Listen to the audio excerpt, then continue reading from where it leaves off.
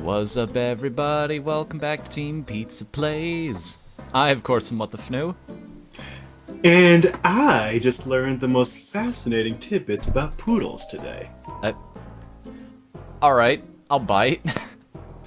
Because I figured since we're getting our minds blown enough with Psycho Waluigi, why not blow the minds of the audience with facts about poodles? Okay. Like I said, I'll bite, so please continue. So, did you know poodles were originally bred as hunting dogs? I think I did hear that somewhere before. Yeah, they were North European hunting dogs, I think around Germany. In fact, because poodle in German roughly translates to puddle, they were water retrievers. Ah, okay. That's why they had the little tufts of hair around their joints to keep their joints warm when they go in the water. I did know already that they were, that poodles are some of the smartest dogs on the planet, even though it doesn't seem like it sometimes. Yeah, second only to the Border Collie. And in fact, they're actually so smart that they actively need entertainment of some kind. Yes. Like, there's a reason they offer certain toys like puzzle feeders for certain dogs, because some dogs are so intelligent they need that stimulation. Without some kind of, like, a toy for them to play with, or some kind of way to keep themselves entertained, they'll start trying to entertain themselves, which usually involves, like, dragging sticks into your living room, or tearing apart the furniture. Nope. Ah, confound it. They're like children. And that's not even me being facetious. Sorry, you guys probably heard a weird noise there for a second. I had an alarm that I needed for something that I forgot to turn off. Whoops. That's completely and totally my fault. Alarming, if you will. Thank you. You took my blunder and you made it funny. Aw, thank you. Where was I? Oh yeah, poodles. Yeah, this is the Soap Sud Kingdom, where the mechanics are pretty much self-explanatory. There are lots of ways to get pushed around, lots of... Hello. Oh, that's kind of it. Oh, wait a minute. That sign right there has got me interested. Aha! So I just skipped half the stage. Oh man, what do you call it? Sequence breaking. Whoa, these guys can actually break the stage. That's the what do you call that? That's the theme of this More level. tanks? Really? We haven't had enough of them already? Well, we are in a giant fish tank, so it's the tank level. All you need are tank controls. You don't remember those tank controls? Yeah, unfortunately. Yeah, you could only go in one direction until you press like what, the right or left trigger. I forgot those things explode too. It's been a while, as it usually is between recording sessions. Man, it's been years since we popped this baby in. I remember. Has it really been that long since we've first originally played the game? Because I know there was a big time skip between, like, episodes 4 and 5, but...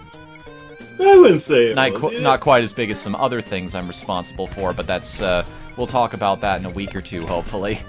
Oh man, I remember when we first started this channel, years ago. Back in my day, in my day, YouTube videos were only 15 minutes long. You remember back when YouTube let you grade things based on stars?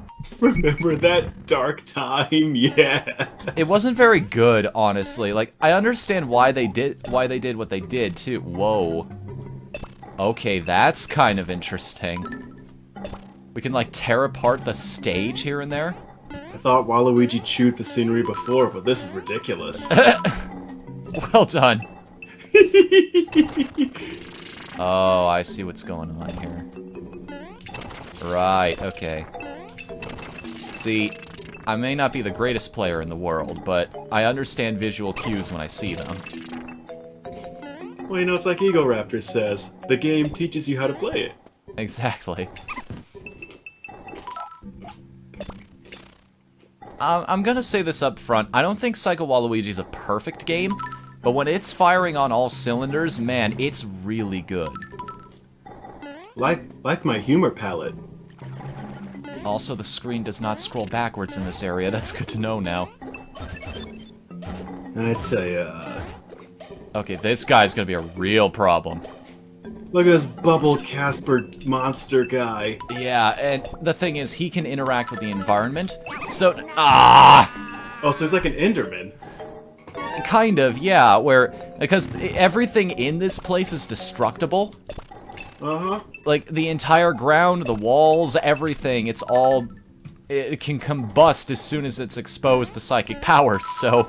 Wait, I just realized something. Mm-hmm. This is the Soap and Bubble Kingdom, right? Right, the Soap Stud Kingdom, I think it's called specifically. It's not your psychic powers that are breaking the environment. Waluigi is just so utterly filthy, so dirty, that he corrodes this place on contact. Well, I mean, it's his thoughts that are doing this, so maybe he's just got a really dirty mind. A filthy, filthy I mean, mind. working for a kid-friendly company like Nintendo for that long, you gotta imagine. The second Bayonetta appeared in Smash, all hell broke loose in his mind. Oh, nice. Now I get to wield the power of bubbles myself. Yeah, that sounded a lot cooler in my head. Squirtle, bubble attack! Brrr. Now everybody's speed can be lowered. That always threw me for a loop. You get hit with bubbles, and your speed gets lowered. Well, maybe... Pokemon is infamous for that. Nothing makes logical sense. It's like, with Tail Whip, I always thought that should be an attack.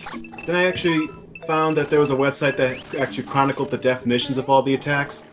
Turns out Tail Whip isn't the attack where, remember when Charmeleon just kept slamming everything with his tail? Mm-hmm. I always thought that was Tail Whip, and I was like, that should be an attack. Yeah, because that makes logical sense. Exactly. Then I found that Tail Whip doesn't actually attack. Your Pokemon's just wiggling its butt in front of the opponent, and the opponent is laughing their asses off, thus they're getting caught off guard. It's sort of like that one comic between Link and Ganondorf. Wait a minute, the Triforce of Courage? Seriously? Yeah. I mean, power is one thing, knowledge is another. Like, technically that could be useful in some situations, but courage? Like, what are you gonna do? Are you gonna blindly charge at me until I die? And then Link immediately stabs him through the chest with a Master Sword while he's distracted. He just looks down, he's like, well played. That's exactly what Tail Whip is doing. It's like, alright, Squirtle, Tail Whip. Wiggle, wiggle. Ha, that's ridiculous. Oh, I wasn't paying attention. Crap, I'm dead now. He lowered my speed with bubbles. It hurts. Oh crap, this was a bad idea. This was such a bad idea. No! No. Bad idea. Where was I? Oh yeah.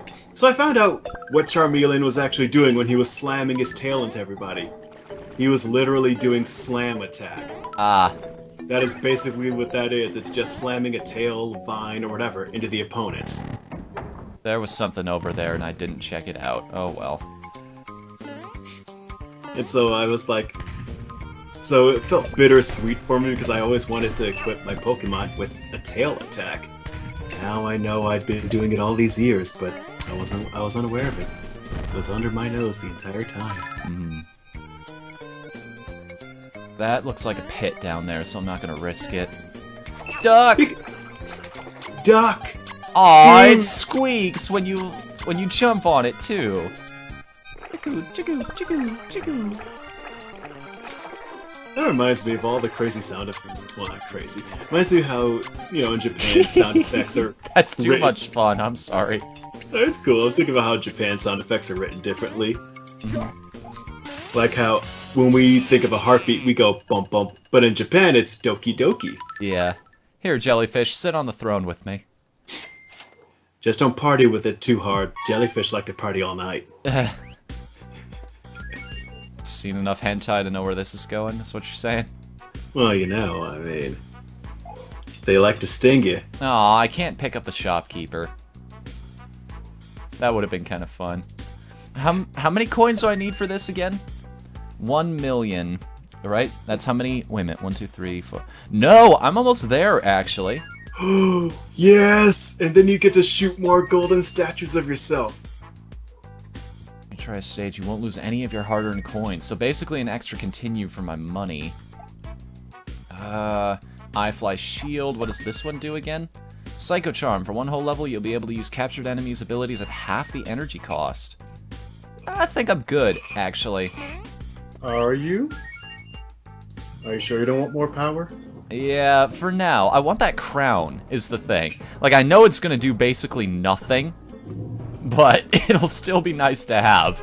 You want the world to know how filthy stinking rich you are. Coral Forest. I mean, we've had one cool mechanic already. Here's the other thing that caught my eye. Yellow eye flies live here. They're very friendly. A little too friendly, in fact. Prepare to be carried away. That's another thing I remember.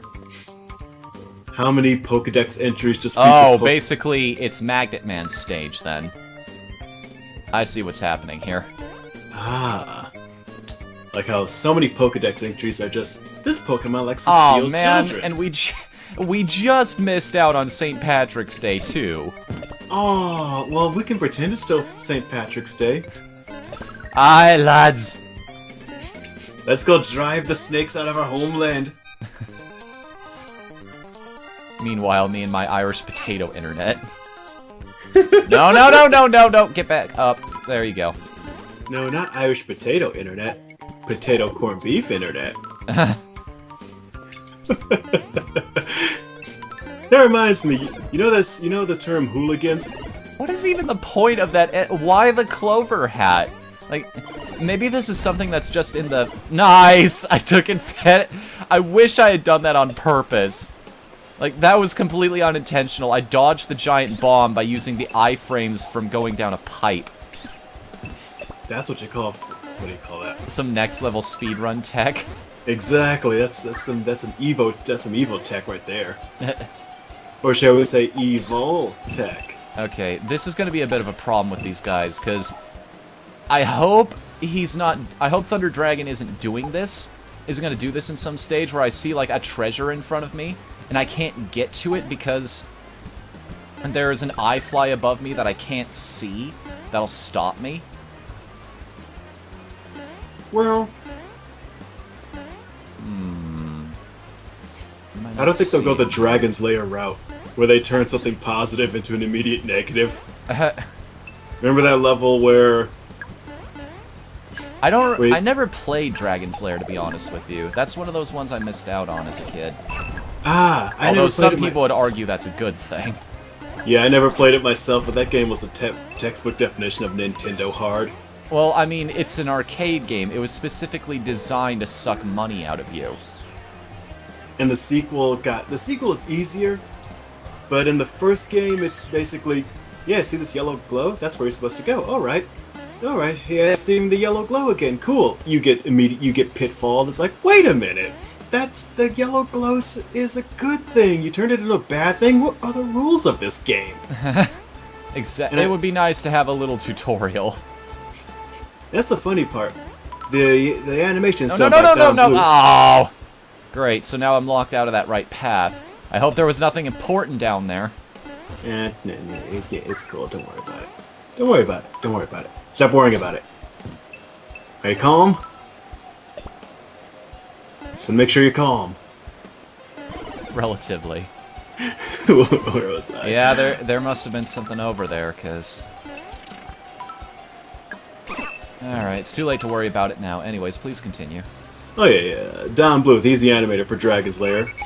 And basically, he did an episode with Doug Walker, the nostalgia critic. I think I heard about that. And he was saying, yeah, when they approached me with making a video game, well, I told them I'm not really a game designer, I'm an animator. They said, okay, just do what you know best. So he animated and just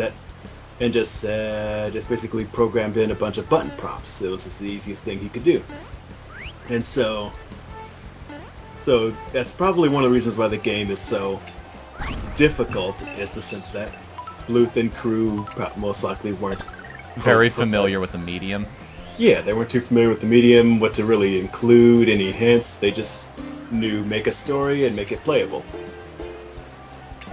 And in the sequel, they said, yeah, this time there's time travel involved, and so Bluth and Amblimation, I think that's his company, said, okay, now we get to just go hog wild with it. That's why you have these bizarre wackadoo areas where one day you're in Wonderland, next day you're on a piano as Liberace plays it. Yeah. Let's just go all out. I mean, that's the fun thing about animation in the first place, right? Is that you can do pretty much anything with it. Exactly. In fact, Tex Avery coined the phrase, anything can happen in a cartoon. Which does lead to one of my favorite Sylvester and Tweety moments. Where Sylvester, after being foiled in getting into the tree where Tweety is hiding, just a light bulb literally goes up above his head, and he just starts walking up the air like a staircase, holding up the sign, anything can happen in a cartoon. Well, there goes all my money again. Oh yeah, I forgot. Currency is life. Yeah, in the Mario world, anyway. Spend 100 coin. It's 100 coins for life insurance. Just a flat rate, Geico. Geico makes good business in this world, I tell you what. I tell you, if there was... Remember the Esurance commercials? Kind of. I remember back when they had that, like, spy character. Yeah, and they had a storyline going with it and everything. Mm-hmm. It's sort of like the Priceline negotiator. Yes. Yeah, William. Yeah, the ever-expanding adventure, the ever-expanding canon of William Shatner. Didn't he get sued recently? I forget for what. I just saw the news story. I wouldn't be surprised. William Shatner is kind of an idiot, kind of a jerk. Mm-hmm. I wouldn't say idiot. I just know from the book George. Here we go. It's an auto-scroller. Everybody's favorite. Yay. And like George Takei wrote a book about what it was like working with Shatner, and basically said, yeah, he's kind of a jackass. A fun jackass, but a jackass. Wait, how do I go up? How do I go up? How to get burned? How to get burned? How to get burned? I miss Nicolas Cage. You and I are some of the few people that do. I love Nicolas Cage. I hope he keeps making movies. He is kind of a... Although if he does, hopefully he plays to his strengths. He realizes that people love him because he's a complete nutball. Yeah. He's like... After a certain while, Morgan Freeman and, Christopher Walken, that's pretty much what they did, just realized, okay, here's what the audience loves about us, let's just keep doing that. Yeah. Oh, and what's that thing that Hitman is doing right now? Like, which Gary do you kill? Yes! Like, Gary Busey, or who was the other one? Oh, what was that? Gary? Because that's all I needed to know, is that Gary Busey is in it. Yeah. And I'm like, yep, I'm sold. I love that guy. He's deliciously nuts. Gary Busey. Gary Busey. Like, I think that Family Guy skit sums it up perfectly, really. How am I doing today, Gary Busey? You're doing great! Alright, I guess I'll keep it up! His reflection is just this demonic hellspawn snakes for hair. So on and so forth. Yeah. And speaking of things that are horrifying and will haunt your dreams, next time on Team Pizza Plays Psycho Waluigi, we will continue our adventures tackling, well, this is the beautiful part about this, because these places could be named this, or I could be completely lying to you. You won't see because of the bumper at the top. We could be going to the Sleepy Ship Kingdom, we could be going to the Coral Forest Kingdom. Or maybe it's the Fiery Forest Kingdom. Or maybe it's the Dark Forest Kingdom. You don't know. Maybe it's the... Maybe it's the Fern Gully Kingdom. I mean, it's a Nintendo game. It could be the Kokiri Forest. Who knows? Find out next time. We actually play Smash for the next episode.